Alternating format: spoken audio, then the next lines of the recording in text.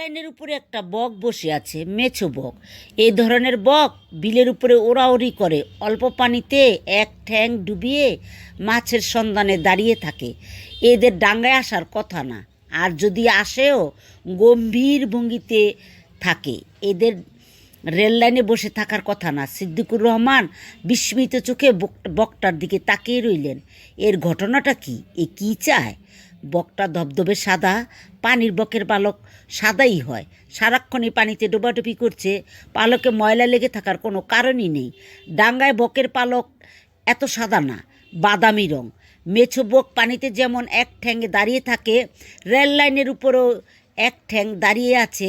মাথা নড়াচ্ছে না, শরীর নড়াচ্ছে না, স্থির দৃষ্টি। সিদ্দিকুর রহমান বিস্ময়ে আরও প্রবল হলো।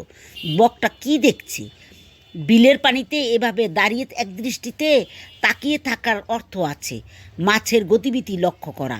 এখানে বকটি একদৃষ্টিতে রেল লাইনের পাথরের দিকে তাকিয়ে থাকার অর্থ কী? সে কি রেল লাইনের পাথর দেখছে? ঝিকঝিক শব্দ আসছে, ট্রেন চলে এসেছে। সিদ্দিকুর রহমান সেখানে দাঁড়িয়ে আছেন, সেখান থেকে ট্রেন দেখা যাচ্ছে না। ঘন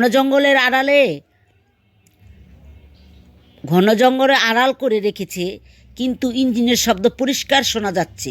যে কোনো মুহূর্তে ট্রেন দেখা যাবে। বকটা এখনও নড়ছে না। রেল লাইনের কম্পনে তার অনুভব করার কথা। ধ্যান ভঙ্গ হবার সময় এসে গেছে। সিদ্দিকুর রহমান বুকের ভেতর সামান্য চাপ অনুভব করলেন। অতিরিক্ত উত্তেজনায় তার এরকম হয়। বুকে চাপ ব্যথা বোধ করে, নিঃশ্বাসে কষ্ট হয়।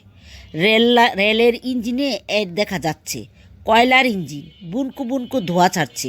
কি সুন্দর দৃশ্য! বকটাকেও দেখা যাচ্ছে। বক কাকের মতো স্থির হয়ে দাঁড়িয়ে।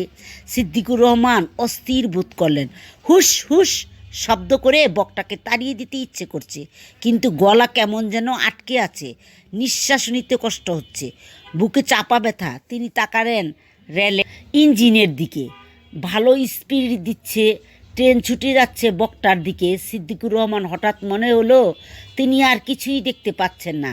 গাঢ় ঘুম তার চোখের পাতা নেমে এসেছে।